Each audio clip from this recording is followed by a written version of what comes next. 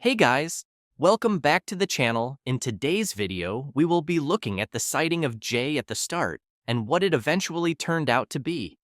And failing to turn up to the inquest could result in people being arrested, but who chooses to do that? Also, we will be looking at a message that could be from Josh's aunt, and it reveals a lot of information. So the first thing that we will be looking at in today's video is the sighting of Jay, which was in Santiago del Teide, but they were quick to shut this down. A camera over to my left picked up a grainy image of a young man who Jay's family believe could be him. And the bench behind me outside this church is the spot where a local man reported seeing Jay at 6 p.m. on Monday, some 10 hours after he was last seen in a rural Biteno park.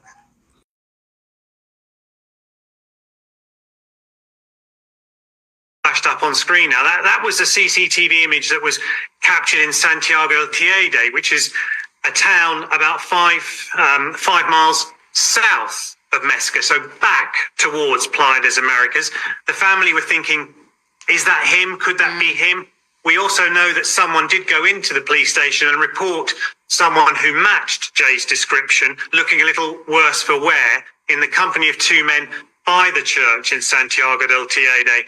So again, they're looking into that. I know that the police have taken the CCTV from the cameras in Santiago to examine them. So this wasn't just a sighting from CCTV. Someone actually went to the police station and said that they saw Jay with two men sitting on a bench, and he looked worse for wear. This means that someone must have been positive or very confident that it was Jay, especially for them to go to a police station themselves and say they saw him. There was so many problems with this sighting, and it caused a lot of confusion, and they even started searching the area. That's what makes me think that it could have been a distraction to get everyone away from the mountains, maybe. It hasn't been said who this specific person was, so we don't know who said that they saw Jay. Now, obviously, this sighting was confirmed as not being true, but it's the reaction to this that bothers me, and I will show you what I mean. So, the mayor came out and said that they couldn't hand over any CCTV footage to the police because it is organized by a separate company and the police are speaking to them. But the CCTV picture of the sighting of Jay didn't come from them, and the mayor even says that it doesn't even look like Santiago del Teide in the picture and that he is definitely not there. So if the mayor is correct, then this picture has to be fake or from a different area, or maybe they are lying and it got leaked. But I don't know what to believe. We know it wasn't Jay, but we want to know who was behind it, because they could have played a part in what actually happened. The way the mayor says that he is not here makes it sound like he knows it for sure, when there could have been a chance that Jay might be anywhere, unless the mayor knew for some reason that Jay was in the ravine. I just don't understand how he was so sure that Jay wasn't there, and also where did this picture actually come from if it wasn't released by them? Let me know what you think about the sighting of Jay down in the comments, because this was something that led to the search team changing location, so it obviously affected the search. But was that the plan? What we are going to look at next is what could happen if the witnesses don't show up. Several people in the comments asking me what might happen next with the Jay Slater inquest. So obviously the coroner paused it the other day because various witnesses weren't there to give evidence in person. So what might happen next? Well, a coroner can issue a court summons. They can ultimately issue a warrant for arrest, and someone could be charged ultimately with the contempt of court. They could end up being fined imprisoned. That is very, very rare, though. What usually happens is the negative publicity around someone not attending might mean that they actually might end up attending. What is bad news for Jay Slater's family, though, is that Lancashire Police have said that it is not within their jurisdiction to make some of these people attend. They are referring to the fact that several of these witnesses are no longer in the UK, so that is clearly not good news for them. It's not clear also when the next stage of this inquest will take place. So what has been said is that in some cases, if a witness doesn't show up, then they could be fined or even spend time in prison.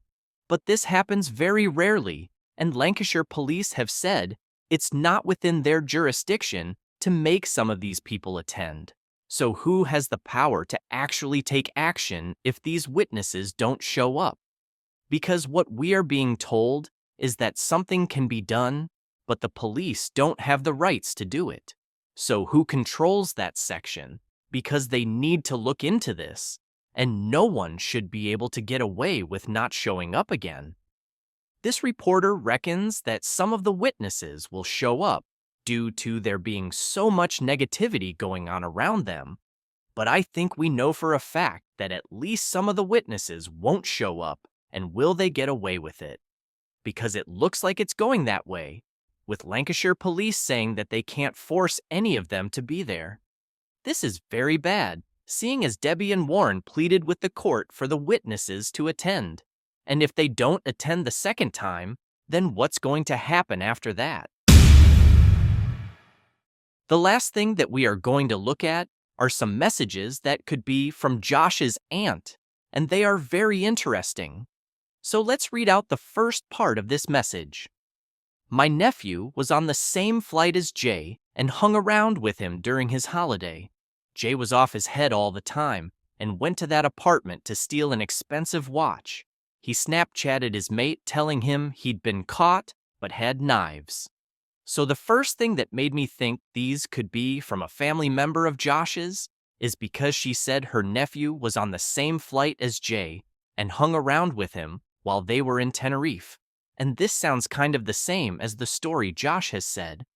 Also, it included the watch being stolen, but instead, she says that he went to the Airbnb to steal the watch, not that he went there after he had stolen it, and we know Rocky was wearing a Rolex while he was in Tenerife, so maybe they are suggesting that Jay was trying to steal Rocky's watch, and the knives are mentioned as well, which is the same as Josh's story, so there are so many similarities, which could be that this person could in fact be Josh's aunt. Actually, it could be his uncle as well, to be honest. Anyway, let's read the last part of the message. So it says, this has been seen by his friends, but nothing passed on to police as didn't want Jay to be in trouble. He was caught in the act, and that is how he's ended up miles away. Because the guys that took him there in the first place bungled him in car and drove him miles away. So this is very suspicious, and if this message is true, then Josh may be hiding vital information, but unfortunately these messages aren't confirmed. But they follow the same story as Josh for some reason, and these were out before we heard anything about Josh. The differences are that this person doesn't say their nephew was sent the pictures. They say that they were sent to Jay's friends, so maybe Josh was brought into the story to help someone. What do you guys think about these messages because they are stating that Ayub and Rocky did something to Jay, but there is no proof that these are real? So drop a comment below and let me know what you think. Thank you for watching.